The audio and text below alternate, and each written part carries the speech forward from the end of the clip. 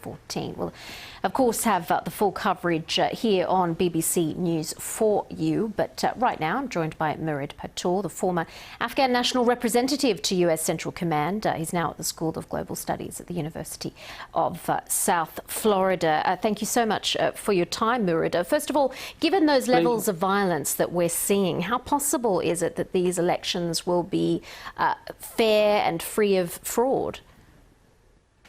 I think this election is going to be different compared to the one in 2014 because the Afghan security forces in a better state than 5 years before, and more importantly, the Afghan Election Commission, Independent Election Commission, has also promised to conduct these elections in a free, fair way.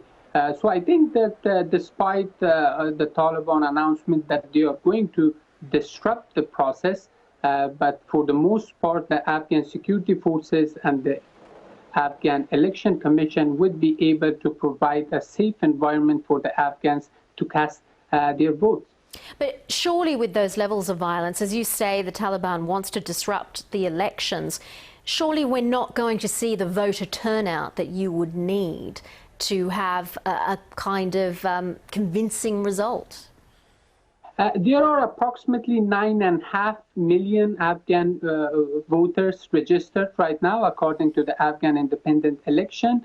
I think that the turnout, as you pointed out, would be probably a little bit low, given the level of violence that has been happening across the country. Nevertheless, it will be the elections will be happening around the country, and the places that these votes will be cast will be for the most part secured by the Afghan security forces, because the Afghan security forces recently announced that they have deployed close to 70,000 of forces in charge of the election security.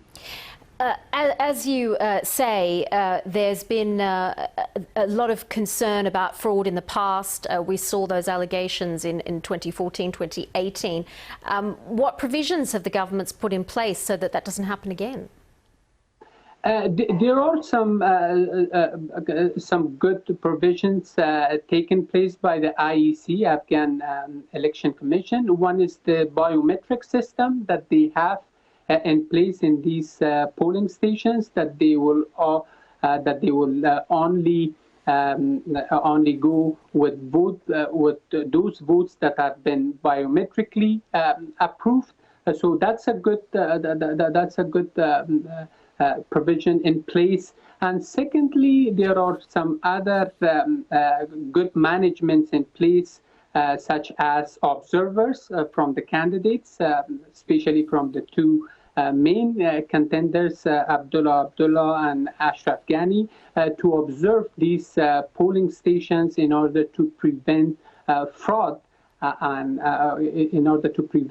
in these polling stations. And in addition, there are some international observers too, at least in Kabul and some other major cities.